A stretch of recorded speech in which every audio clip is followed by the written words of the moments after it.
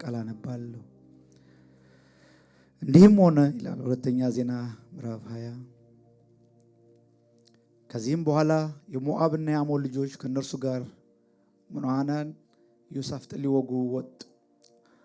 ወሬኞችም መጥተው ከባህሩ ማዶ ከሶርያ ታላቅ ሰራዊት መጥቶብሃል፣ እነሆም አይኒጋዲ በተባለች በሄስቦን ታማር ናቸው ብለው ለኢዮሳፍጥ ነገሩት።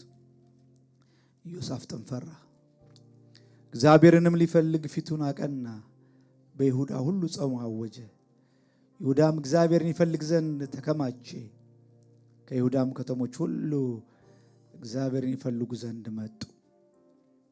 ኢዮሳፍጥም በይሁዳና በኢየሩሳሌም በጉባኤው መካከል በእግዚአብሔር ቤት ውስጥ በአዲሱ አደባባይ ፊት ቆሞ እንዲህም አለ፣ አቤቱ የአባቶቻችን አምላክ ሆይ በሰማይ ያለህ አምላክ አንተ አይደለህምን?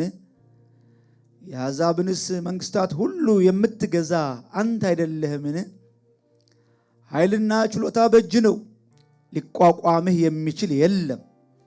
አምላካችን ሆይ በዚህ ምድር የነበሩትን አሕዛብ ከሕዝብ እስራኤል ፊት ያሳደድክ ለወዳጅህም ለአብርሃም ዘር ለዘላለም የሰጣት አንተ አይደለህምን?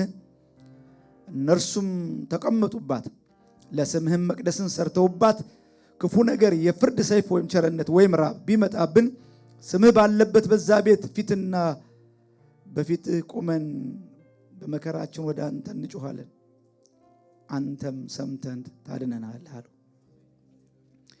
አሁንም እነሆ እስራኤልን ከግብፅ ምድር በወጡ ጊዜ ያልፉባቸው ዘንድ ያልፈቀድክላቸው ነገር ግን ፈቀቅ ብለው ያላጠፋቸው የአሞንና የሞዓብ ልጆች የሴርም ተራራ ሰዎች እነሆ ለወረቶቻችን ክፋት ይመልሱልናል፣ ከሰጠህንም ርስት ያወጡን ዘንድ መጥተዋል። አምላካችን ሆይ አንተ አትፈርድባቸውምን? ይህን የመጣብንን ታላቅ ወገን እንቃወም ዘንድ አንችልም፣ የምናደርገውንም አናውቅም። ነገር ግን ዓይኖቻችን ወደ አንተ ናቸው። የይሁዳ ሰዎች ሁሉ ከሕፃናቶችና ከሚስቶቻቸው ከልጆቻቸው ጋር በእግዚአብሔር ፊት ቆመው ነበር። የእግዚአብሔር መንፈስ ከአሳፍ ወገን በነበረው በሌዋዊው በማትያስ ልጅ በኢያኤል ልጅ በባናያስ ልጅ በዘካርያስ ልጅ በሕዝኤል ላይ በጉባኤው መካከል መጣ። እንዲህ አለ፣ ይሁዳ ሁሉ በኢየሩሳሌም የምትኖሩ አንተም ንጉሥ ኢዮሳፍጥ ስሙ፣ እግዚአብሔር እንዲህ ይላችኋል፣ ሰልፉ የእግዚአብሔር ነው። እስቲ ጉባኤው ጮክ ብሎ ሰልፉ የእግዚአብሔር ነው ይበል። ከዚህ በላይ በሆነ ድምፅ በሉት እስኪ፣ ከፍ አድርጋችሁ በሉት እስኪ፣ ሰልፉ የእግዚአብሔር ነው እንጂ እናንተ አይደለምና ከዚህ ታላቅ ወገን የተነሳ አትፍሩ፣ አትደንግጡ፣ ነገ በእነርሱ ላይ ውረዱ። እነሆ በጺጽ ዓቀበት ይወጣሉ፣ በሸለቆውም መጨረሻ በኢየሩሳሌም በምድረ በዳ ፊት ለፊት ታገኟቸዋላችሁ። እናንተ በዚህ ሰልፍ የምትዋጉ አይደላችሁም። ይሁዳና ኢየሩሳሌም ሆይ ተሰለፉ፣ ዝም ብላችሁ ቁሙ፣ የሚሆነውንም የእግዚአብሔርን መድኃኒት እዩ። እግዚአብሔር ከእናንተ ጋር ነውና አትፍሩ፣ አትደንግጡ፣ ነገም ውጡባቸው። ኢዮሳፍጥም በምድር ላይ ተደፋ፣ ይሁዳም ሁሉ በኢየሩሳሌምም የሚኖሩ በእግዚአብሔር ፊት ወደቁ፣ ለእግዚአብሔር ሰገዱ። ሌዋውያን የቀዓት ልጆች የቆሬ ልጆች የእስራኤል አምላክ እግዚአብሔርን በእጅግ ታላቅ ድምፅ ያመሰግኑት ዘንድ ቆሙ። ክብር ለጌታ ይሁን። እናመሰግንሃለን። በአፍህ ተናግረህ በእጅህ የምትፈጽም የአባቶቻችን አምላክ እግዚአብሔር እናመሰግንሃለን። ከፍ ከፍ እናደርግሃለን፣ እንገዛልሃለን። አንተ ባለህበት አርነት አለ፣ መንፈስህ ባለበት መፈታት አለ፣ ነፃ መውጣት አለ። አሜን። ወገኖች ሆይ ይሄ የአዲስ ኪዳን ተስፋ ነው። የእግዚአብሔር መንፈስ ባለበት በዚያ ምን አለ? እባካችሁ በሉት፣ ምን አለ? አርነት አለ። እያመለክን እስራቶቻችን ይፈታሉ። እየጸለይን እግዚአብሔር ከያዘን ነገር ነፃ ያወጣናል። የአርነት አገልግሎት ነው። የነፃ መውጣት አገልግሎት ነው። መንፈስ ከሚሆን ጌታ ጋር እያብለጨለጭን ከአንድ ክብር ወደ ሌላ ክብር የምንገባበት የህይወት አገልግሎት ተሰጥቶናል። ክብር ለኢየሱስ ይሁን፣ ክብር ለኢየሱስ ይሁን። እነዛ የሞት አገልግሎት ይለዋል፣ እኛ ግን የህይወት አገልግሎት አለን ይላል ጳውሎስ። ክብር ለኢየሱስ ይሁን። የተሰጠን የህይወት አገልግሎት ነው። የክብር አገልግሎት ነው። ክብር ለኢየሱስ ይሁን። የጽድቅ አገልግሎት ነው። የኩነኔ አይደለም። ተኮንነን ልንወጣ ሳይሆን በእግዚአብሔር የሆነውን አውቀን ሪኮግናይዝ አድርገን ልንወጣ እግዚአብሔር በዚህ ጠርቶናል። ስለዚህ ጮክ ብላችሁ ተስማሙና አንድ ጊዜ እንዲበሉ ሰልፉ የእግዚአብሔር ነው በሉ እስኪ። ሰልፉ የእግዚአብሔር ነው በሉ እስኪ። እግዚአብሔር አምላካችን ሆይ እናመሰግንሃለን። አንተ ተዋጊ ነህ። ዛሬም ዘምረን እንወጣለን እንዲህ ብለን እንደ ማርያም። ሃሌሉያ ክብር ለኢየሱስ ይሁን። በመንገድ እንዲህ ብላ ያዘች ይመስለኛል። አንድ ቀን ዘምርበታለሁ ግድ የለም ከበሮ አይቅር ያለች ይመስለኛል። እግዚአብሔር ካሻገራቸው በኋላ እንዲህ ያለች ማርያም ከበሮዋን አንስታ እግዚአብሔር ተዋጊ ነው ስሙም እግዚአብሔር ነው፣ ፈረሱን ፈረሰኛውን ጣለ ብላ ዘመረች። ክብር ለኢየሱስ ይሁን። በምድረ በዳችን ላይ ዘምረን እናልፋለን። ፊታችን በቆመው ነገር ላይ ዘምረን እናልፋለን። ታላቅነቱን አውጀን እናልፋለን። እንደ ዘመር ነው። ክብር ለኢየሱስ ይሁን። የገጠመን ነገር እሱን አይገልጠውም። እሱ ከገጠመን ነገር በላይ ነው። እሱ ከሁኔታዎች በላይ ነው። ልዑል ሆይ ተናገረን። መንፈስ በመካከላችን አለ። አሁንም አንጸን፣ አሁንም ስራን በክርስቶስ ኢየሱስ ስም አሜን። የጌታ ስም የተባረከ ይሁን። መጽሐፍ ቅዱስ በተለይ አንደኛ ሁለተኛ ዜና የነገስታትን ታሪክ ያዘ። እግዚአብሔር ደግሞ ለትምህርታችን እንዲሆን በዚህ ዘመን እኛን ሊመክረን የተጻፈ በመንፈስ ቅዱስ መነዳት አባቶቻችን የከተቡልን ያው የእግዚአብሔር እስትንፋሳዊ ቃል ነው። ክብር ለጌታ ይሁን እና ሁለቱም ሲጻፉ በተለይ አንደኛና ሁለተኛ ዜና ሲጻፉ የራሳቸው የሆነ ዓላማ አላቸው። በተለይ አንደኛ ዜና እስራኤል ሕዝብ ከእግዚአብሔር ክብር ከራሱ ከእግዚአብሔር ርቀው ስለነበር ጸሐፊው በጣም አበክሮ የሚናገረው የእስራኤል ተስፋ፣ የእስራኤል ክብር፣ የእግዚአብሔር አብሮ መሆን፣ የእግዚአብሔር መገኘት ነው። ስለዚህ ከቤተ መንግስት ይልቅ ቤተ ክህነት በጣም ዋጋ አለው። እግዚአብሔር ከሰራችሁት ከምንም በላይ ለእግዚአብሔር መታሰቢያ የምታደርጉት ነገር ይበልጣል። ስለዚህ በጣም የእግዚአብሔር ክብር፣ ቤተ መቅደስ የሚሉ ነገሮች በጣም ትልልቅ ነገሮች ናቸው። የሆኑትም እንደሱ ናቸው። ዳዊትም ለዚህ ነው የተጋው። ዳዊትም የእግዚአብሔርን ክብር ለቆ የነበረውን የእግዚአብሔርን ክብር ወደ እስራኤል ነው የመለሰው። ወደ ሁለተኛ ዜና ስትመጡ ትላንት እስራኤላውያን እግዚአብሔርን እንደ እግዚአብሔር ሪኮግናይዝ ባለማድረጋቸው የደረሰባቸውን ነገር ነው ከታሪካቸው እንድንማር የጻፈልን። ሁለተኛ ዜና ስትመጡ ደግሞ ቤተ መንግስት ማነው ቤተ መቅደሱን ይዘው ያ እግዚአብሔር አምላክ ለነሱ እንደ መፍትሄ በዚያ ቦታ ላይ የሚጸለይን ጸሎት ራሱ ኮት አድርጎ ራሱ ኢዮሳፍጥ ሲጸልይ ተሰሙታላችሁ።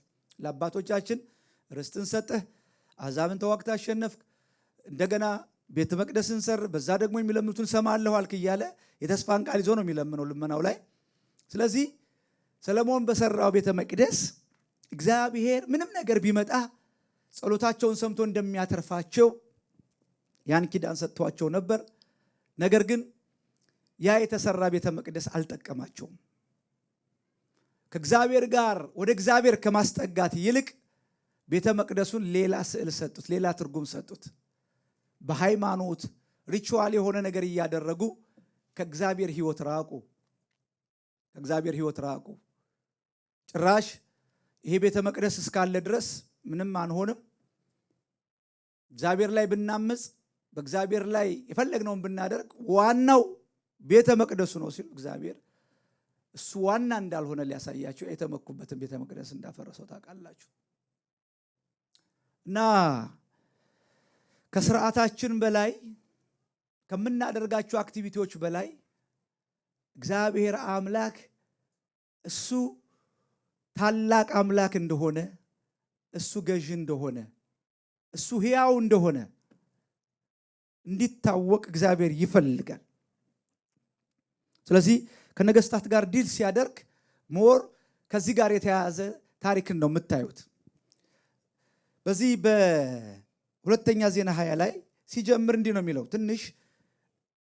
ትንሽዬ ምዕራፉን ነካ ነካ እናደርገውና ከዛ በኋላ ለህይወታችን የሚሆኑ ፕሪንሲፕሎችን አውርተን ነው የምንጨርሰው ባለን ሰዓት። እንዲህም ሆነ ይላል። እስቲ እንዲህም ሆነ በሉ እስቲ። ስትንቀሳቀሱ ደስ ስትሉ እስቲ እንዲህም ሆነ በሉ እስኪ። እንዲህም ሆነ ታሪክ ነው። እንዲህም ሆነ ከዕለታት አንድ ቀን ብለናል የምንጀምረው። እንዲህም ሆነ ታሪክ ነው። ከዚህ በኋላ ይላል። እንዲህም ሆነ ከዚህ በኋላ ብሎ ስለሚጀምር አሁን ይኸውላችሁ አባቶቻችን ለእኛ እንዲመቸን በምዕራፍ በቁጥር ከፋፍለውታል። ግን ታሪክ ሲጻፍ አንዴ የወረደ ታሪክ ነው። ስለዚህ እንዲህም ሆነ ከዚህ በኋላ ሲል ከዚህ በፊት የሆኑትን ነገር ካልተያያዙልን የከዚህ በኋላው ነገር በደንብ ግልጽ አይሆንም። ከምን በኋላ ስትሉ ኢዮሳፍጥ የመጣባቸውን እንኳን ታሪኮች ዝም ብለን አንድ ሁለት ምዕራፍ ብንሄድ ምዕራፍ 17 ኢዮሳፍጥ በአባቱ በአሳ የተተካ ሰው ነው። አባቱ አሳ በእግዚአብሔር ከተወደዱ እንደ እግዚአብሔር ፈቃድ ካገለገሉ ለእግዚአብሔር ጨክነው ከተነሱ መሪዎች መካከል አንዱ ነው። በአብዛኛው ማለት ነው። በአብዛኛው ትንሽ ተቻለው ትንሽ እንደው ሂደው መጨረሻ ላይ የሚያደርጓት ነገር አለች። ከዛ አልተጠነቀቀም ብለው ነው የሚጨርሱት። እሱ በጣም ያስፈልጋል። ታውቃላችሁ ፊኒሺንግ ዌል በጣም ያስፈልጋል። ሩጣችሁ የመጨረሻው ሰዓት ላይ እሱ በጣም አስፈላጊ ነው። ግን በአሳ ዘመን ታድሶ እግዚአብሔርን መፍራት ጭከናውን እናቱ እንኳን የንጉሥ እትጌ ተብላ እንዳትጠራ በእናቱ የጨከነ በጣም ለተሃድሶ ትልቅ ነገር ያደረገ መሪ ነው። የአሳ ታሪክ ሲያልቅ የመጣው ልጁ ኢዮሳፍጥ ነው። ኢዮሳፍጥ ምዕራፍ 17 ላይ ሲመጣ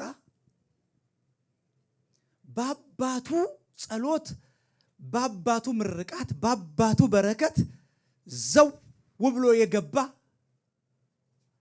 የመጨረሻ ነገር ሁሉ አልጋ ባልጋ የሆነለት አንድ ጦርነት አልተዋጋም። የብልጥግናውን ምዕራፍ 17 ሄዳችሁ ታነቡ። እግዚአብሔር ያልሰጠው ነገር የለም። እሱም እንዳባቱ ልቡን ከእግዚአብሔር ጋር ያደረገ አካሄዱን አሳመረ። የነካው ዝም ብሎ ያለፈበት ሁሉ ተባረከ። አንድ ጦርነት አላደረገም። ምድር ጸጥ ብላ ተገዛችለት። እንዲያውም የኢዮሳፍጥ ትልቁ ስራ የነበረው ገንዘቡን ማኔጅ ማድረግ፣ በየከተማው ጎተራ መስራት፣ በዚህ አሁን ማለት እንደ ባንክ መክፈት ማለት ነው። በቃ ብርሃን ባንክ፣ እንትን ባንክ፣ ስንቄ ባንክ ምናምን እያለ ማለት ገንዘቡን ለማስተዳደር ጎተራዎችን እየሰራ በየከተማው ሀብቱን እንደዛ ማኔጅ ማድረግ በጣም የብልጽግናውን ልክ መጽሐፍ ቅዱስ ሲናገር ከፍ አድርጎ ነው አድምቆ የሚናገረው። ተመቸው ኢዮሳፍጥ በቃ እንዳንዳንዶቻችሁ ማለት ነው። እንዳንዳንዶቻችሁ ስም አልጠራም እንጂ የአያቶቻችሁን በረከት ቁጭ ብላችሁ ብታጭዱ አላችሁ። እውነት ውሸት? ኧረ ተው፣ እውነት ነው ውሸት ነው? የእናቶቻችሁ ጸሎት፣ የአባቶቻችሁን ጸሎት የምታጭዱ አላችሁ። ለእናንተ መልእክት አለኝ። በረከት ላይ ዘው ብላችሁ የገባችሁ ያለ ውጊያ ያለ ሰልፍ እግዚአብሔር አምላክ የአባቶቻችሁን የአያቶቻችሁን ጸሎት እየከፈላችሁ ያላችሁ ሰዎች እንደምትኖሩ እርግጠኛ ነኝ። ምንም ለዚህ መገለጥ አያስፈልገው እና ማስጠንቀቂያው እዚህ ጋር እንደው አያይዤ የምናገረው ኢዮሳፍጥ ሀብቱ የመጣው ዝና ያ የተመቻቸ ነገር ሁሉም አይስክሬም ነው የሆነው። በቃ ሁሉም ጣፋጭ ነው የሆነው። ስለዚህ ሲመቸው ለምን አሊያንስ አልፈጥርም ብሎ ከእስራኤል ንጉሥ ጋር አካብ ከሚባል አመፀኛ ጋር ወዳጅነት ጭራሽ ጋብቻ ፈጠር ይላል። እማነብላችሁ ከ17 እስከ 19 ያለው ታሪክ ነው። ዝም ብላችሁ ያዙና ከቤታችሁ እንደው በጣም ልባችሁ ከተነካ ቤታችሁ ሄዳችሁ አንብቡት። ካልተነካ አታንብቡት፣ ምንም ችግር የለም። ለእኔ ስጡኝ፣ ራሴ ወስጄ አነበዋለሁ። ከአካብ ጋር ዝምድና አደረገ። ታውቃላችኋል የሰው ከመከራ ይልቅ ከቻሌንጅ ይልቅ የብዙ ሰው ጠላት ሰክሰስ ነው፣ ምቾት ነው። ጸሎት ያጠፋብን፣ ዲቮሽናችን ያጠፋብን፣ ትጋታችን ያጠፋብን፣ በረሃብ ጊዜ፣ በቻሌንጅ ጊዜ፣ በስደት ጊዜ እንዴት ከቤት ወጥተን መግባት በማናስብበት ጊዜ በዛን ጊዜ የነበረው ያ ትኩሳት ያ ግለት የቀዘቀዘው በቃ በነፃነት ነድተን ስንወጣ በነፃነት ነድተን ስንገባ ቻሌንጅ ወደ እግዚአብሔር አስጠግቶን ህይወታችንን አግሎት ግን ምቾት ላይ ደግሞ የቀዘቀዝን የበረድን ብዙዎች ነን። ሎዶቅያ እኮ ተቸግራ አይደለም ለብ ያለችው ምቾት ነው። ሀብቷ የትየለሌ ነበር። ስለዚህ ቀዘቀዘች፣ ለብ አለች። ኢዮሳፍጥ ሂዶ ሮንግ የሆነ ኮሚኒኬሽን ጀመረ፣ ከአካብ ጋር ተጋባ። በዚህ ምክንያት ለጉብኝት ወደ አካብ ቤት ሲሄድ አካብ ጥሩ ድግስ ደገሰና ወደ ጦርነት ይዞት ሄደ። ሰላማዊ አገር እየመራ ያለ የይሁዳ ንጉስ በጋብቻ ምክንያት ሂዶ አላያንስ ፈጠረ። ከዛስ ወደ ጦርነት አብረው ገቡ። ምዕራፍ 18 ላይ እሱን ነው የምታዩት። የይሁዳ ንጉስ ከእስራኤል ንጉስ ጋር ከአካብ ጋር ሲሆን ጦርነት፣ ያኛው አመፀኛ ነው፣ በእግዚአብሔር ላይ የሚያምፅ ሰው ነው። ጦርነት ከቤቱ ርቆ አያውቅም። ስለዚህ ልክ የሱን ጦርነት ሊዋጋ ኢንቫይት አደረገው። እንዴት ነው? ምንም ችግር የለም ጦሬ ነው እዋጋለሁ አለ። ግን መቼስ ኢለመንት አለቻል ትንሽ መንፈሳዊነት፣ የጌታን ፈቃድ ብንጠይቅ አለ። ያኛው ፈቃድ አያውቅም።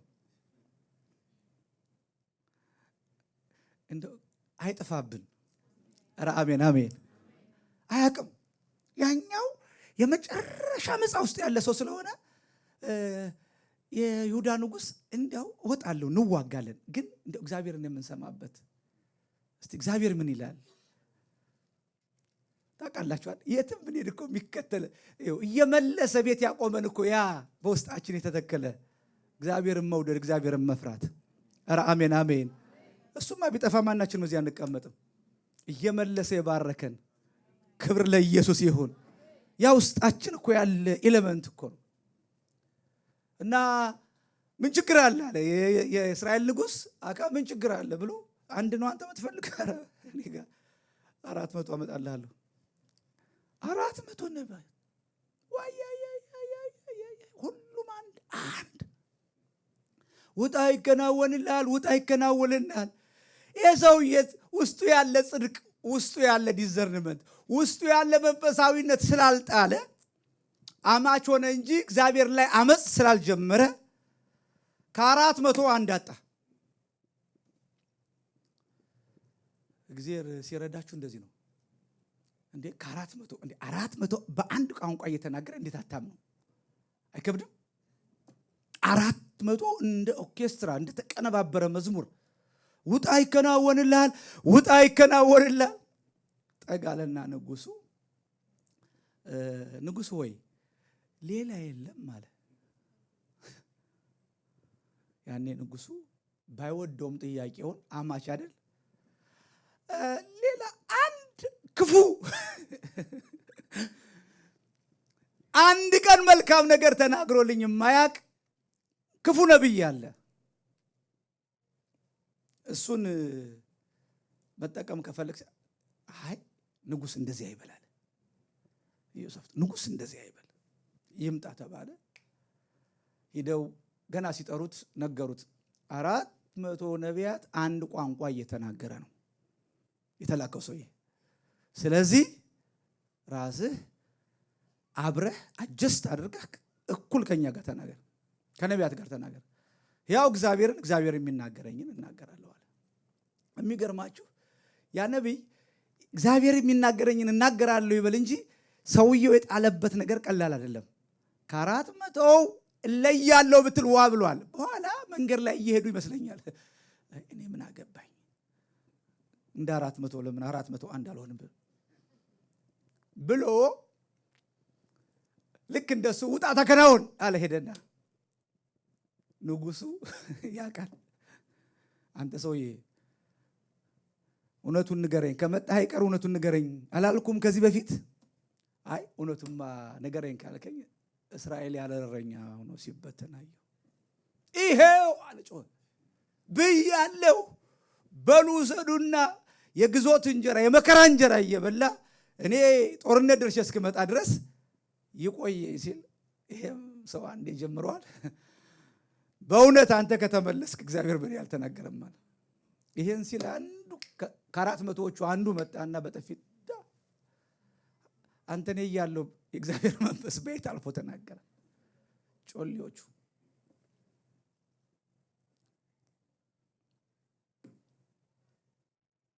ጦርነቱ ተገባ። ምዕራፍ 18 በጣም የሚገርም ታሪክ ነው የሚነግረው። ልብሰ መንግስታቸውን ለብሰው ነበር። ያኛው ክፉ አይደል እንዲህ አለው እስራኤል የይሁዳ ንጉስ ኢዮሳፍጥን፣ አንተ የመንግስት ልብስ እንደለበስክ ወደ ጦርነት ግባ፣ እኔ በቢጃማ ገባለሁ። እንደሱ ነው የሚለው ታሪኩ። ልብስ እጄ ቀይራለሁ እንዳልለይ፣ አንተ ስለኔ ተወጋ እኮ ነው። ይሄ እንዴው እንዴት ሞኝ እንደሆነ አላቅም። እዚህ ላይ እሺ አለ፣ ተስማማ። እውነትም ታርጌት ውስጥ ገባ። ተከትለው እያሳደዱ ሲያዩት ሲጠጉት እሱ መጮህ ጀመረ። ይዛው ያለ ሲጮህ እነሱ ሲያዩት እዛ ምን ብለዋል? የእስራኤል ንጉስ ካልሆነ በስተቀር አንድ ሰው እንዳትነኩ ተብለው መመሪያ ሰጥቷቸዋል። ሲጠጉ ሲያዩት እሱ አይደለም፣ ተመለሱ። ይሄኛው በፒጃማ ተርፋለሁ ሲል ልክ በተቀመጠበት የሆነች ቀዳዳ አንግለዋል። እንደው ሄዳችሁ ታሪኩን ስታነቡ በሆነች መቀራቅር ውስጥ አስተያዩና እዛው ሰረገላው ላይ እንዳለው ወጉት። አውጡ ተወግቻለሁ አለ። ታሪኩን ታውቃላችሁ። የእግዚአብሔር ቃል እንደተናገረ ይሄ ሰው በዛው ኢዮሳፍጥ ሲመለስ እግዚአብሔር ዝም አላለው። መልእክተኛ ላክና እንዴት ከአመፀኛ ጋር ሄዳለህ ያስተፈጥራለህ? እግዚአብሔርን እንዴት ትበድላለህ? አንተ ህይወትህ ትላንት ስትነሳ በአባትህም ባንተም እግዚአብሔር አምላክ መፍራት ስላየን እንጂ ይሄ ያስቀጣ ነበር፣ በዋርኒንግ ማለት ነው። ወዲያው ተመለሰ። ምዕራፍ 19 ላይ በቃ ሌላ ነገር መስራት ጀመረ፣ ማደራጀት ጀመረ። ፈራጆችን በከተማው እግዚአብሔር እንዲፈሩ ታድሶ ጀመረ። እንደገና ሪስቶር አደረገ። ይሄን ካደረገ በኋላ ትላንትና ይሄ ጠብ የለሽ በዳቦ ይባላል። አንዳንድ ሰዎች እንደሚሉት ነጠላዬን ስጭኝ ምናምን ብሎ እየሄዱ እንደሚጣሉት እንደ ሰፈር ሰዎች ትላንትና ሩቅ የፈለገውን ጦርነት አሁን ይኸው እንዲህም ሆነ ይላል። እሱ ሰፈር ሂዶ ሌላ ሰፈር ሲናፍቀው የነበረው ሂዶ በውክልና የመጣበትን ጦርነት ይሄው የሞዓብ የአሞን ልጆች ከእርሱ ጋር ሞዓማውያን ኢዮሳፍጥ ሊወጉ መጡ ይላል። አሊያንሱ የተባበሩት ሁነው መጡ። በዚህ ወቅት ኢዮሳፍጥ ፈራ። ሰው ነው፣ እንደ ሰው የመጣበት ይሄ ቻሌንጅ ቀላል አይደለም። እልፍ ሁነው አገራት ተባብረው ሊያጠፉት ነው የመጡት። ይሄ መጀመሪያ ኤክስፒሪየንስ ነው። በግሉ ጦርነት ውስጥ ሲገባ የመጀመሪያ ኤክስፒሪየንስ ነው። ስለዚህ ይሄም ባየ ጊዜ ከባህር ማዶ ከሶሪያ ታላቅ ሰራዊት መጥቶብሃል፣ እነሆም የአይን ጋዲ በተባለች በሐሴቦን ናቸው ብለው ለኢዮሳፍጥ ነገሩት። ኢዮሳፍጥም ፈራ ይላል። ፈራ። ኢዮሳፍጥ ፈራ፣ አቅሙ ተወሰደ። ችግሮች ተባብረው ነው የመጡት። ከሷ አቅም በላይ ሆኖ ነው የመጡት። ፈራ።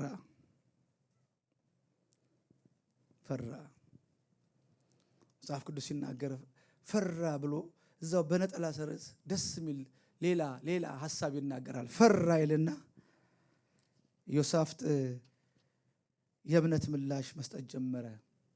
እግዚአብሔርን ሊፈልግ ፊቱን አቀና። ክብር ለጌታ ይሁን። እግዚአብሔር ሊፈልግ ፊቱን አቀና። ወዲያው ኢሚዲየትሊ ጾምን አወጀ። እነሱ ተባብረው ሲመጡ ጦርነቱ በስጋ የተደረገ አሊያንስ ነው። አገራት ነው ተባብረው የመጡት። የዚህን ሰውዬ አይደንቲቲ እዩት። የሰውዬ ፊዚካሊ ለሚገጠም ጦርነት ምላሹ መንፈሳዊ ነበር። ጾም ጸሎትን አወጀ። ፊቱን ወደ እግዚአብሔር አቀና። የኔ ጦርነት ስጋዊ ጦርነት አይደለም። እኔ ወክዬ የምዋጋው ጦርነት እንደ ሰው በሰይፍና በጦር አይደለም።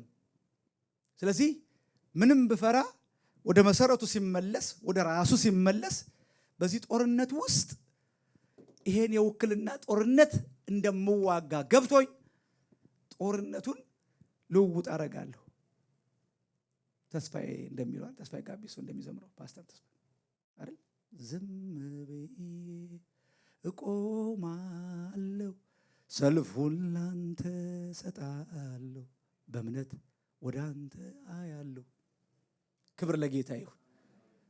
ሰልፉን ጾመ አከማቼ፣ ህዝቡም ሁሉ በአንድነት ሆነው መጡ። በጣም የሚገርም ከቁጥር 5 ጀምሮ ኢዮሳፍጥ ጸሎቱን ሄዳችሁ ስታዩት ጌታችን ኢየሱስ ክርስቶስ እንዲህ ብላችሁ ጸልዩ ብሎ በማቴዎስ ላይ የተናገረውን አይነት ስለ አባትነቱ አባታችን ሆይ በሰማይ የምትኖር መንግሥት ትምጣ እንደሚለው ስለ እግዚአብሔር መንግሥት፣ ስለ እግዚአብሔር አባትነት፣ እግዚአብሔር አምላክ በደሉን ይቅር እንዲለው እኛ እንዲህ አድርገን ነው እንዲሆንብን እያለ በጣም ቴዎሎጂካል ሳውንድ። አንዳንድ የመጽሐፍ ቅዱስ ሰዎች እንዲህ አይነት ጸሎት ማለት ነው እንዲህ አይነት ሳውንድ የሆነ ጸሎት፣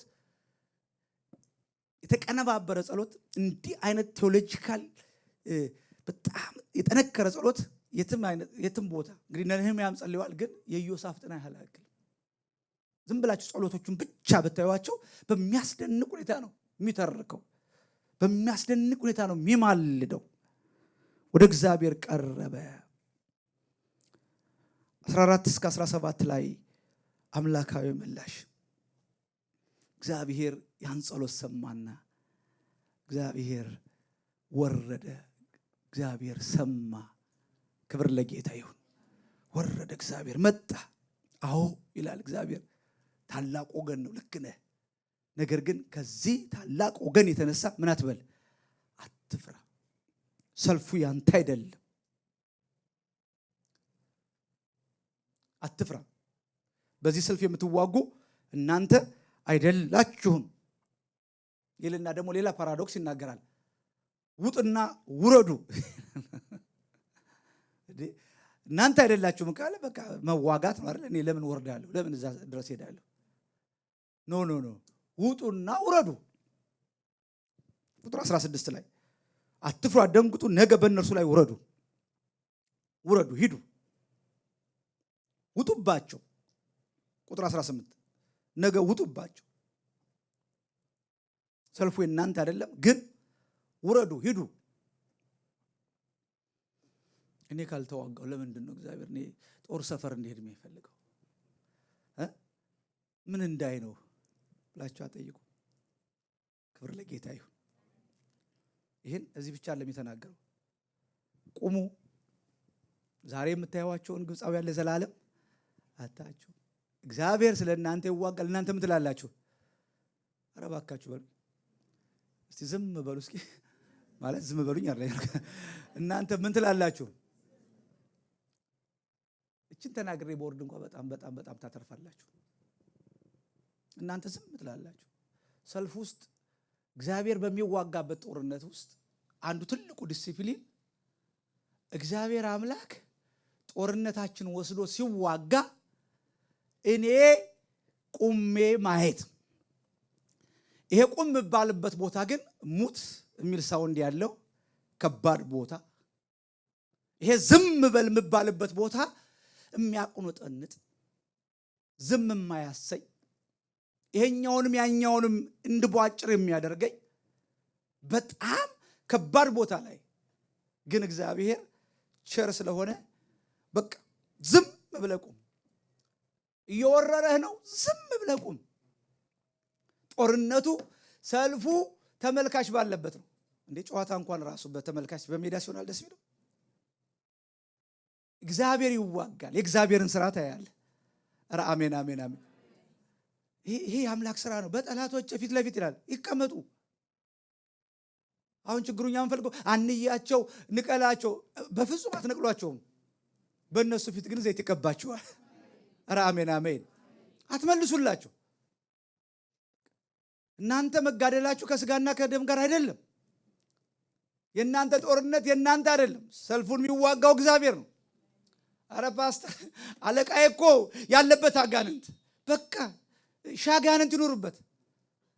በዛ ሰልፍ የምትዋጊ አንቺ አይደለሽም። ካለበት አስወጩ። አሜን እንጂ ስፍራ መልቀቅ አይደለም። እንዲህ እኮ ነው። እንዲያ ብዙ ማብራሪያዎች እንሰጣለን። የእግዚአብሔር መልስ ውረዱ። ታጥቀው ከመጣ ሰው ጋር ሰራዊት ጋር ውረዱ፣ ግጠሟቸው።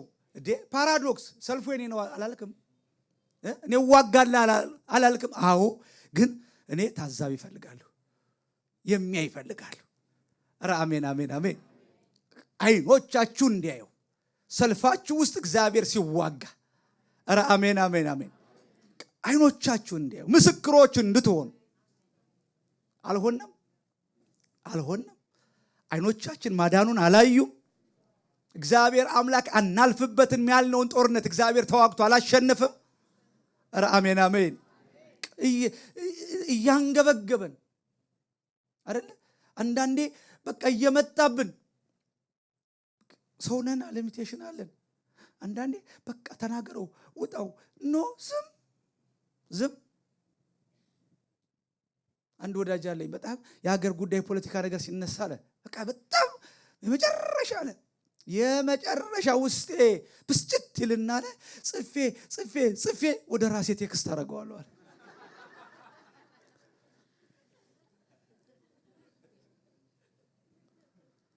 ወዳጅ ሶል እንዲህ ይል ነበር፣ ነርቭህ ሲነካ ኪቦርድ አትንካ ይላል። የስልክን ኪቦርድ አትንካ መልስላት ይላል እኮ። መልሽላት። ዝም እሱ ላይ የለም። እግዚአብሔር አውቶማቲካሊ ነው የሚወጣው። እናንተ በምትገቡበት ሰልፍ ላይ አትችሉም። ስለማትችሉ ነው። በኋላ ላይ እናገራለሁ ፕሪንሲፕሎቹን ከምናወጣቸው። እኛ ስለማንችለው ከዚህ ታላቅ ወገን የተነሳ አትፍራ። ጦርነቱ አትችለውም። እግዚአብሔር ስለ አንተ ይወጋል። አንተ ግን ወርደህ በጦርነቱ ላይ ዝም ብለህ ቀጥሎ የሚያዘው ነገር አለ።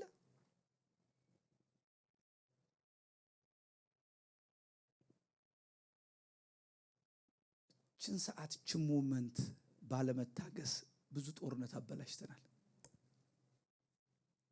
ችን ቅስበት አይደል ዝም ማለት አቅቶ አይደል ትዳሮች የሚታወቁት።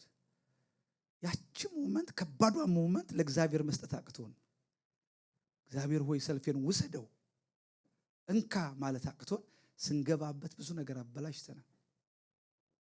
ኤኒዌይ እግዚአብሔርን ተናገረው፣ አትዋጉም፣ ተሰለፉ፣ ዝም ብላችሁ ቁሙ፣ የሚሆነውን እግዚአብሔር መድኃኒት እዩ። ከዛ 18 ጀምሮ የንጉሱን ምላሽ ስሙ። ኢዮሳፍጡም በምድሩ ላይ ተደፋ። ክብር ለጌታ ይሁን። ዛሬ በፊቱ የምትደፉለት አምላክ፣ በፊቱ የምትመረከኩለት አምላክ እሱ ነው ነገ ጠላቶቻቸው የሚያመረክከው። ክብር ለጌታ ይሁን። ተደፋ። ይሁዳም ሁሉ በኢየሩሳሌም የሚኖሩ በእግዚአብሔር ፊት ወደቁ፣ ለእግዚአብሔር ሰገዱ። ሌዋውያን እግዚአብሔርን በታላቅ ድምፅ ሊያመሰግኑ ዘንድ ቆሙ። ይህ ሁሉ ሲሆን የተሰራ ነገር የተደረገ ነገር ምንም የተፈጠረ ነገር የለም።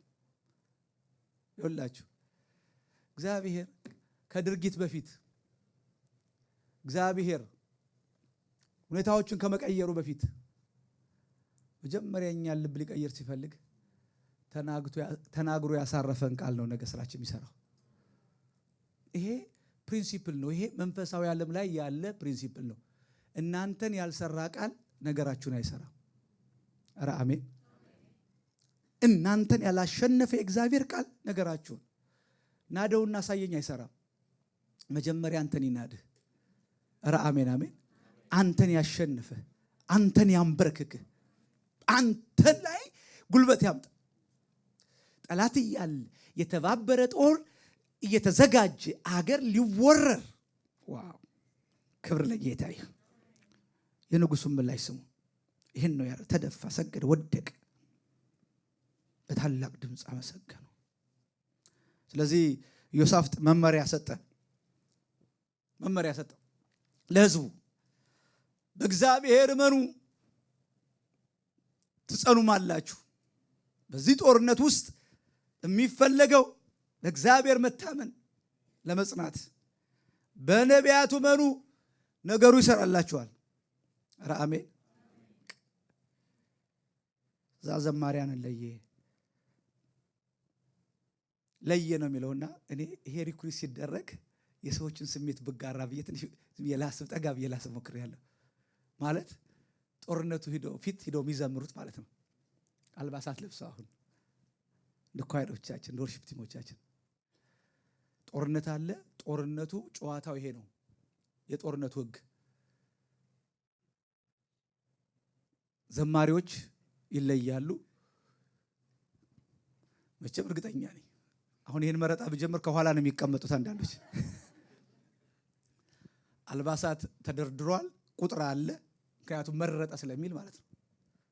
ስለዚህ የምርጫው ጊዜ እኔን ብለው ገቡ ወይንስ እየተጠሩ ዛሬ ስሜን ባይጠራው እያሉ ማለት ነው። ለየ የመጨረሻው ከ23 ከ30 ላይ እግዚአብሔር ዋጋለሁ አለ። እንደ ምክንያት መዘምራንን አቆመ። የምታውቁት ታሪክ ነው። ጌጠኛ ልብሳቸውን ለበሱ። አንድ መዝሙር ነው አስተዛዝለው የዘመሩት። በቃ የእናንተ ስራ ያለው የእግዚአብሔር ምሕረት ላይ የእግዚአብሔር ቸርነት ላይ ቸር ነውና ምሕረቱ ለዘላለም ነውና እግዚአብሔርን አመስግኑ እያሉ እየደጋገሙ ሲዘምሩ ድብቅ ጦር ተነሳ። ጠላቶቻቸው እርስ በርስ ተላለቁ። የሚገርማችሁ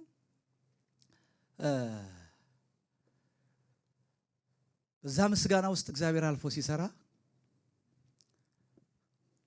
ምርኮ ለመሰብሰብ የፈጀባቸው ጊዜ ዘምረው ጠላቶቻቸው ከወደቁበት ጊዜ ጋር አይገናኝም። ለምን እንደው ታውቃላችሁ?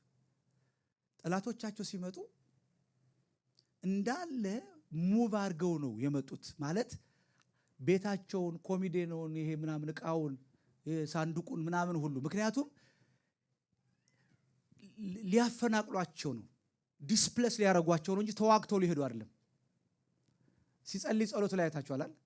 ሊያስወጡን አባቶቻችን ከሰጡን ርስት ላይ ሊያስወጧቸው ሊያፈናቅሏቸው ነው የመጡት። ስለዚህ አንድ ቤት የቀረ ሀብት አልነበረም። እግዚአብሔር አመጣና ለነሱ በራቸው ላይ ሲሳይ ያደረገላቸው። ቢያጓጉዙት እንግዲህ ወቅ ያለው በአርባ ቀን ያቀል ያገሬ ሰው እግዚአብሔር ሲዋጋ የዘመናትን ነገር በአንድ ጀንበር ማድረግ ይችላል። የምናመልከው አምላክ ሪል ነው። ኧረ አሜን አሜን። ይችላል፣ ሲዋጋ ይችላል፣ ሲያደርግ ይችላል። ስለዚህ ይሄን ሁሉ ያልከው ምን ለማለት ነው? ምን ልትል ፈልገ ነው? ይሄን ሁሉ የዘረዘርኩት ዲቴል ነው። ታሪኩን በጣም ስታዩት በጣም አስደናቂ ታሪክ ነው። ስለዚህ ህይወት በከባድ አጣብቂኝ ውስጥ ስትሆን፣ ሁሉም ነገሮች ሲጨላልሙ፣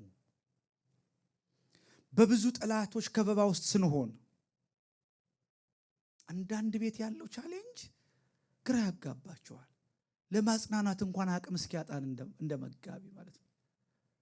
የህመሙ ሲያልቅ የሐዘኑ ሲያልቅ የኢኮኖሚው ሲያልቅ የልጆች ሲያልቅ እንዲህ አይነት አንድ አባት አሉ፣ ህብረ ቀለማት እንዳሉ ህብረ መከራዎች አሉ። ነጭ ነው ስንለው ቢጫው አለቀ ብለን መዝሙር የምስጋና ፕሮግራም ስናዘጋጅ ጥቁሩ ይመጣል። የሰው ህይወት በምድር ላይ ብርቱ ሰልፍ ነው። ነፃ ምድር ላይ አይደለም ያለ ነው። ጦርነት ያለበት ምድር ላይ ነው ያለ ነው። አዎ ሰልፍ ውስጥ እንገባለን። አዎ ኤግዘምት የምንደረገው ጦርነት የለም አለ። ሂዶ ነገ አንድ መልአክ እስኪያስረው ድረስ የዚህ ዓለም አምላክ ተብሎ 24/7 የሚሰራ አለ፣ ጠላት አለ፣ ባላንጣ አለ። እንዳትሞኙ። አንዳንድ ሰነፎች የለም ይላሉ። የለም ይላሉ፣ ወድቀው ግን አለ ይላሉ። ሲነርታቸው አለ ይላሉ። አለ፣ ሪል ነው አለ። እያመሳቀለ የሰዎችን ህይወት እየረበሸ አለ። በሰልፍ ውስጥ እናልፋለን። ጥያቄው ምንድነው? ይሄ የእግዚአብሔር ሰው ምንድነው ሌሰን ትቶልን የሚሄደው? ምን እያለን ነው? ምን ሌሰን ነው የሚተውልን? ከኢዮሳፍጥ ምን እንማር? ዛሬ ማለዳ ነገሮች ተባብረው ሲመጡ አንዱን ስንለው አንዱ ሲቀያየር ጭልምልም ያለ ነገር ተስፋ አልታያ ሲለን ነገ አልታየን ሲለን ህይወት በከባድ አጣብቂኝ ውስጥ ስንሆን ምንድነው ሌሰኑ ስትሉ በጣም በጣም በጣም በጣም ደስ ያለ ልቤን የነካው በተለይ ቁጥር 12 ላንብብላችሁ። አምላካችን ሆይ አንተ አትፈርድባቸው ምን? ይህን የመጣብንን ታላቅ ወገን እንቃወም ዘንድ አንችልም፣ የምናደርገውንም አናውቅም። አንችልም። እኛ ምንም አቅም የለንም። ምን እንደምናደርግም አናውቅም። ውስኖች ነን። ለሚመጣው ነገር ሁሉ ዝርዝር መልስ የለንም።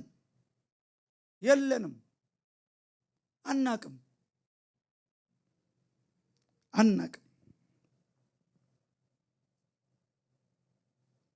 አንችልም። እችን በጣም ይወዳታል ጌታ። አንችልም። የቻልን እንደሆነ አንተ በእኛ ውስጥ ችለህ ነው። የሆነ እንደሆነ አንተ በእኛ ውስጥ አድርገህ ነው። አንችልም። ልሞክረው አላለም። አያችሁ፣ አይኑ ስለበራለት ልሞክረው አላለም። ልውጣና ልሞክር የሆነ ነገር ይውደቅና ከዛ ልሸሽ አላለም። ኖ። ይሄ ታላቅ ወገን ነው። ይሄ ሰልፍ ከባድ ነው። ግን አንችልም። ወገኖች ሆይ ምንም አይነት ውስብስብ ነገር በህይወታችን ይውጣ፣ ምንም አይነት ሰልፍ ውስጥ ግቡ፣ እችን ሪማይንድ አድርጉ። በቃ ጌታ ሆይ ይሄን ነገር በእኔ አልችልም። እኔ ምን እንደማደርግ አላቅም። የኔ አቅም ውስን ነው። እኔ ልል የምችለው ነገር ውስን ነው። አላቅም። እዚህ ላይ ብቻ አይቆምም። ነገር ግን ይላል። ነገር ግን በሉ እስኪ። እግዚአብሔር ስለ ነገር ግን ይባረክ። ነገር ግን አይኖቻችን ባንተ ላይ ናቸው። አቤት ትልቅ ዊዝደም፣ ትልቅ ጸጋ! ከዚህ ጋር ከሚፈርሰው፣ ከዚህ ጋር ከሚናደው፣ ከዚህ ጋር ከምናጣው ነገር እየመጣብን ካለ ሰልፍ ይልቅ አይንን በተዋዩ በእግዚአብሔር ላይ ማድረግ። ዘምረናል እኮ ቅድም በደንብ አድርገን የዘመርነው ኃይለኛ ቅኔ ነው። አንተን አይገልጥም ችግሬ ብለናል። ሲመጣ ግን ሌላ ነን። እቤት ሲያንኳኳ ሌላ ነን። ወገኖች ሆይ አይኖቻችን አንተ ላይ ናቸው። ዘወር አንልም። ምንም ይፈጠር ምንም ይምጣ ለደቂቃ ፎከሳችን አንለቅም። አንድ ተስፋ ነው ያለን። በቃ አንዴ እንዲህ ብዬ ሰብኪያለሁ፣ እዚህ ሰብኪያለሁ እንጂ ኖ ፕላን ቢ በሉ እስኪ። ያላችሁ ነው የምትመስሉት። እስቲ ጮክ ብላችሁ እኔ እንዲህ እየደረኩ እስቲ ትንሽ ታዋጡ ድምጽ እስቲ ኖ ፕላን ቢ በሉ እስኪ። አይሰራም። በአካውንቴ አይሰራም፣ በሂሳቤ አይሰራም፣ በችሎታዬ አይሰራም፣ በኬሪየር አይሰራም። የሚመጡትን ዘመናት እንደ ስንቅ ያዙት። አይኖቻችሁ ላፍታ ጉልበታችሁ ላይ፣ አካውንታችሁ ላይ፣ ቢዝነሳችሁ ላይ እንዳይሆን፣ ልጆቻችሁም ላይ እንዳይሆን፣ አለን የምትሉት ነገር ላይ እንዳይሆን። አንድ አልቆጠረም፣ አንድ አላስቀረም። ኢዮሳፍጥ አንድ አቅሙን አልዘረዘረም። ያለው አንድ ነገር ነው። አንችልም ጌታ ሆይ አናውቅበትም። አንድ ነገር ግን እናውቃለን። አይኖቻችን አንተ ላይ ናቸው። ክብር ለኢየሱስ ይሁን። አይኖቻችን መስቀሉ ላይ ናቸው። አይኖቻችን ክርስቶስ ላይ ናቸው። አይኖቻችን የሚረዳን እግዚአብሔር ላይ ናቸው። የአባቶቻችን መገለጥ ነው። ትዝ ይላችኋል ዳዊት የከበበው ጊዜ እንደምታውቁ ኢየሩሳሌም የጎበኛቸው በተራራ የተከበበች ይችላል። ጠላት ሲመጣበት አንድ ሰራዊት ወርዶ አንድ ባታሊዮን መጥቶ በዚህ ቢያግዘኝ ብሎ አይኖቹ ወደ ተራራ አነሳ።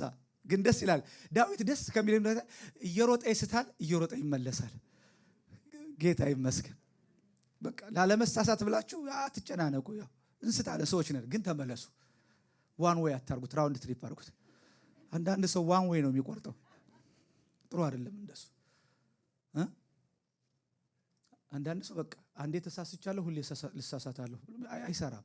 አንዴ ተሳስቻለሁ ብለህ ሁሌ አትሳሳትም። መመለስ የሚባል አለ፣ መነሳት የሚባል አለ። ይሄ ከእንደገና አምላክ። ኧረ አሜን አሜን አሜን። ስለዚህ አየ ወዲያው ግን ምልስ ሲልና በራሱ ቅኔ አይኖቼን ወደ ተራሮች አነሳሁ፣ ረዳቴ ከወዴት ይምጣ? ረዳቴ ሰማይና ምድርን ከሰራ ከእግዚአብሔር ዘንድ ነው። እግሮቼን ለመናወጥ እስራኤልን የሚጠብቅ ኧረ እባካችሁ በሉት አይተኛም ያንቀላፋ። አንተ ኮሽ ባለ ቁጥር ዘራፋት በላ ረዝም ብለተኛ። እግዚአብሔር በዙፋኑ ላይ ነው። ኧረ አሜን አሜን አሜን። አንችልም። ኮቴ በሰማን ቁጥር ተነስተን አንችለውም፣ እናብዳለን። ተረጋጉ። የሆነ ዜማ በሰማን ቁጥር በኮሽታ እንዲህ ምንል ከሆነ ኖ አይኖቻችን በአምላካችን ላይ ይሁን። ጮክ ብላችሁ እስኪ አሜን። ዋው ደስ ይለኛል የዚህ አምላክ ልጅ በመሆኔ። እማልፈራው የሚያስመካ ከኋላ የምቆጥረው ነገር አይደለም። ምንም ማንም መጥቶ ምን አለህ ቢለኝ እቆማለሁ፣ አልዘረዝርም። የማነህ ግን ካለኝ አልቻለም። ጉዳዩ ደግሞ ምን አለ ሳይሆን የማነህ ነው። ኧረ አሜን አሜን። ትልቅ አምላክ ወይ ቢካድ ክብር ለኢየሱስ ይሁን። እስቲ አምላክ አለ ይበሉ እስኪ እባክህ። አትፈሩ፣ ተጓደዱበት። ምንም ዜና ይምጣ፣ ምንም አዋጅ ይምጣ፣ ምንም አይነት ነገር ይሁን፣ አምላክ ያለው ህዝብ፣ ኪዳን ያለው ህዝብ በጨለማ በረሃብ ምድር በማጣት ጊዜ ምንም ነገር ቢዘጋጋ አምላክ የሚመግበው አይኖቹ አምላኩ ላይ ያደረገ ክብር ለኢየሱስ ይሁን። እንዳታነሱ ደስ ይለኛል። ዳዊት እንደዚያ የፈረሰ ከተማ ዛጢስ ያያል። እዚህ ጋር የሚወግር እጅ አለ።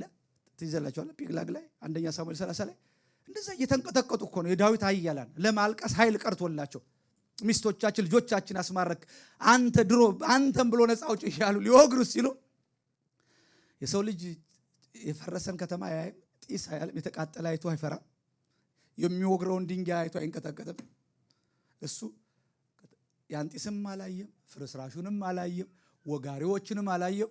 አይኑም ያማትረው አብያታር ነው። አብያታር አለ ና ኤፉድን አምጣልኛል። በቃ አንተ ጋር ነው ተስፋዬ ያለ። ኤፉድ ማለት የእግዚአብሔር ፈቃድ መጠየቅ።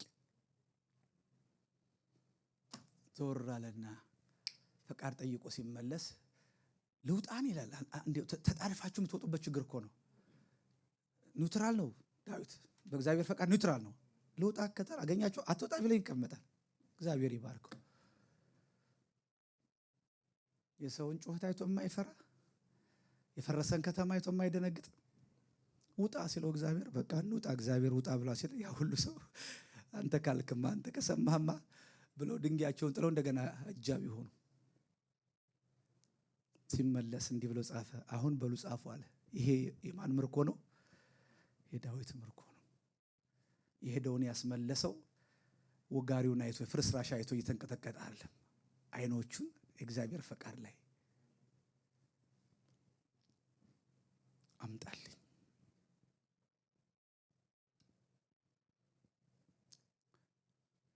ሌላው ሌሰን ፈጠን ነው እየልናገር።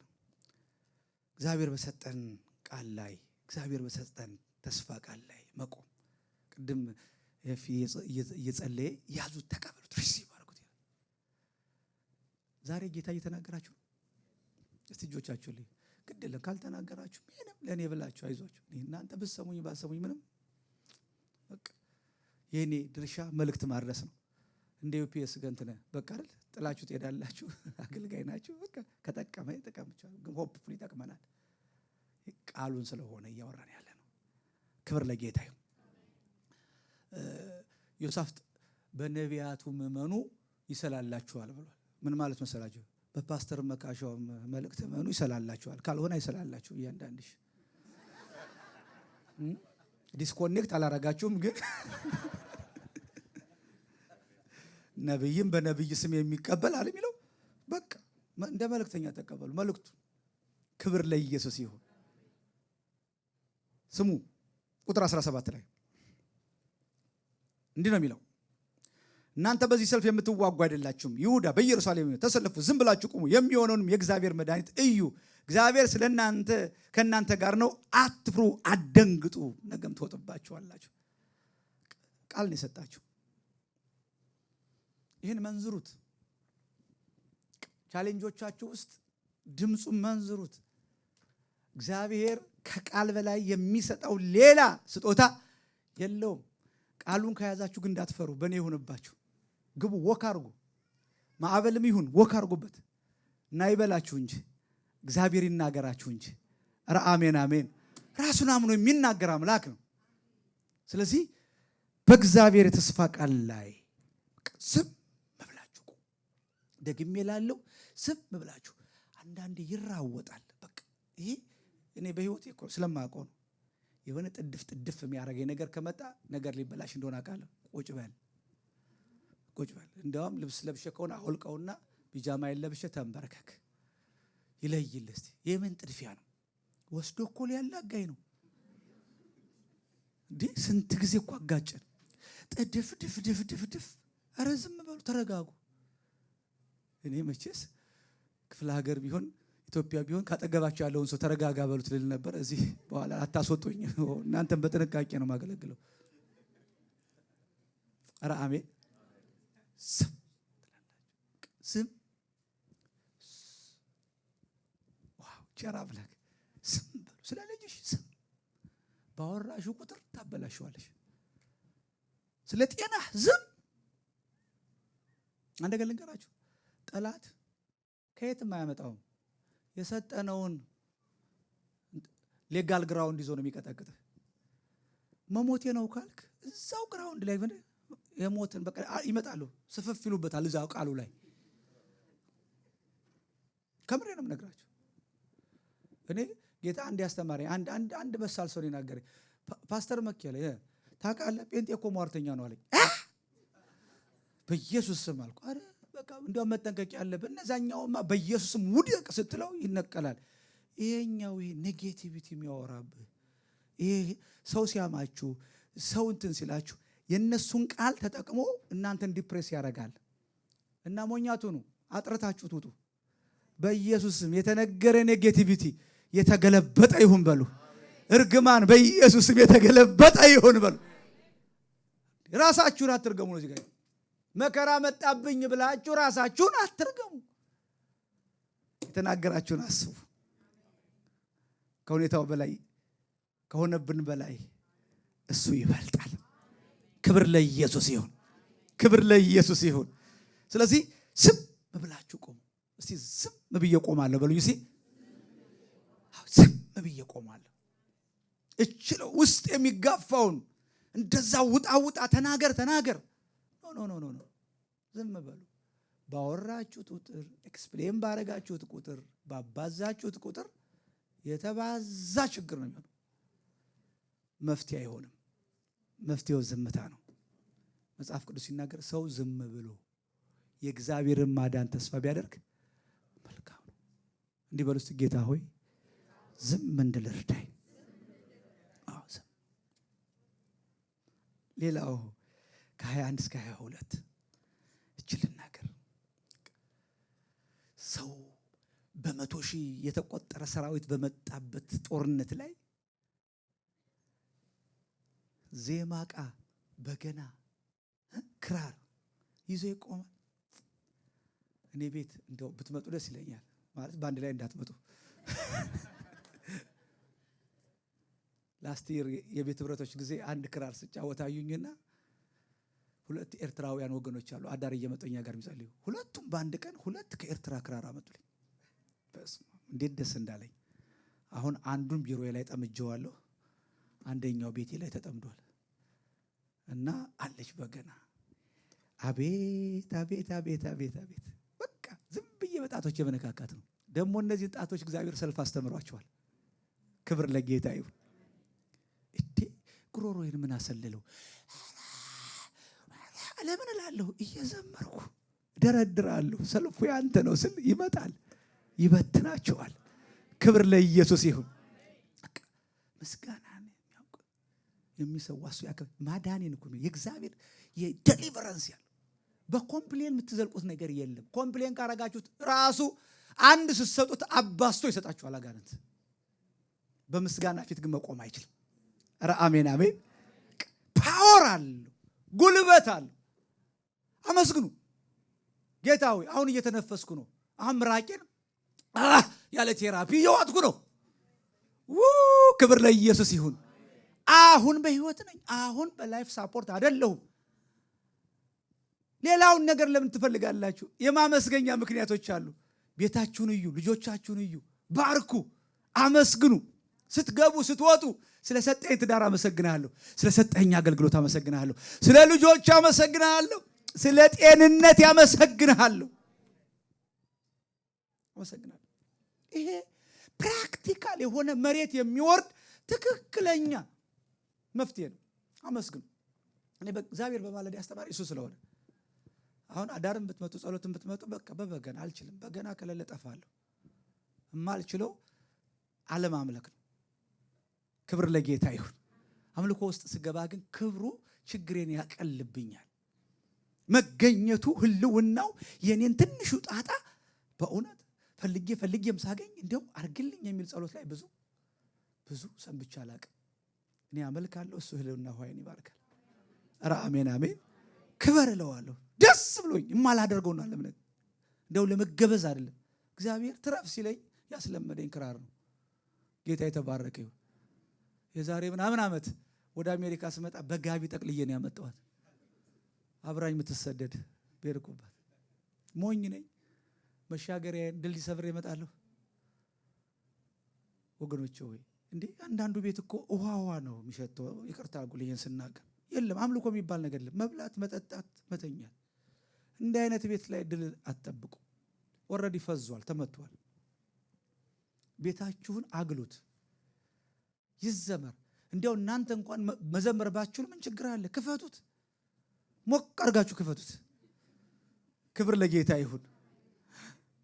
ክፈቱት። ደግሞ ቲክቶክ ላይ ለቃቁት ብያለሁ። ዛሬ ጊዜ እኮ እያለቀሰ ራሱ የሚቀዳ ትውልድ እኮ ነው። እያለቀሰ እኔ የመጨረሻ ማይገባ ሰው እያለቀሰ እንዴት ራሱን ይቀዳል? ግራ ግብት የሚለኝ ምንም ሁሉም አደባባይ ምንም ቀይ ወጣችንም አደባባይ። ደስ ይበላችሁ፣ እልል በሉ፣ ጮው። ስትነዱ ሞቅ አድርጋችሁት። አቤት ብቻ የሰነዳ ደስ ሲለኝ ጮዋለሁ። ማን ይከለክለኝ? ፖሊስ አይዘኝ ቀልቀቅ ያረገኝ ፈታ እላለሁ። ቸር ነውና ምሕረቱ ለዘላለም ነውና እግዚአብሔርን አመስግኑ ሲል ድብቅ ጦር መጣ።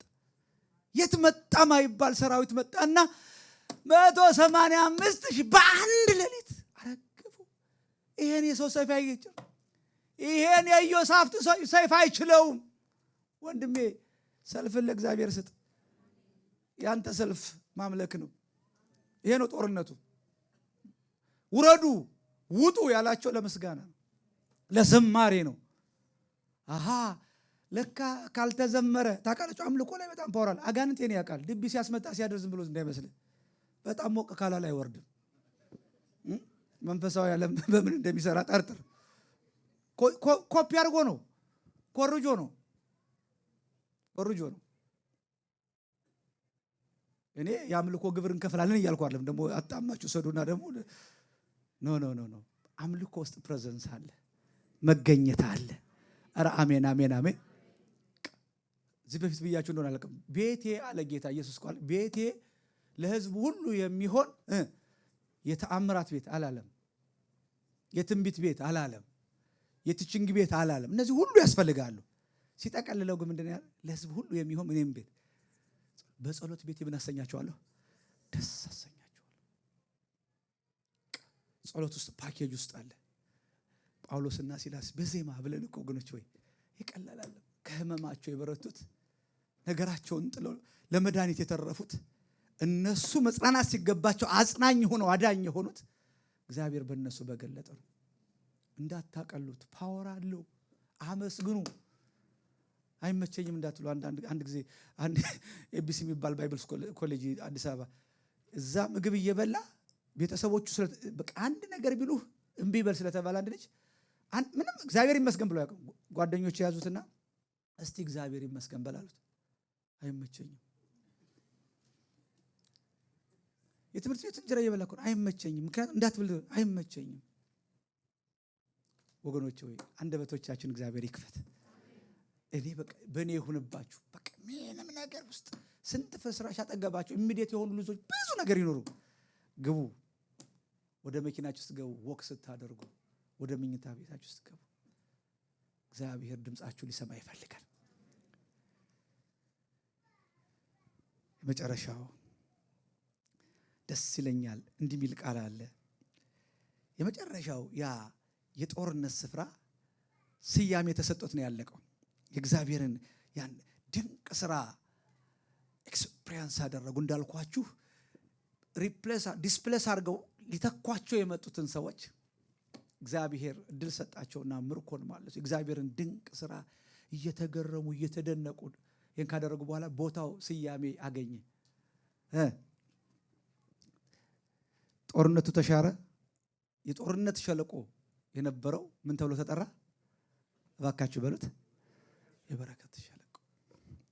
ብዙ እልቂት፣ ብዙ ውድቀት፣ ብዙ ኪሳራ በተጠበቀበት ቦታ እግዚአብሔር ነገሩን ገለበጠው። ስለዚህ እነዚህን ፕሪንሲፕሎች እነዚህን ታይምለስ የሆኑ ፕሪንሲፕሎች በህይወታችን እንለማመዳቸው። በሰልፍ ውስጥ ስናልፍ ነገር ሲጠብብ አይኖቻችንን ወደ አምላካችን እናድርግ። እግዚአብሔር አምላክ ይርዳን። እንነሳና እንጸልያለን።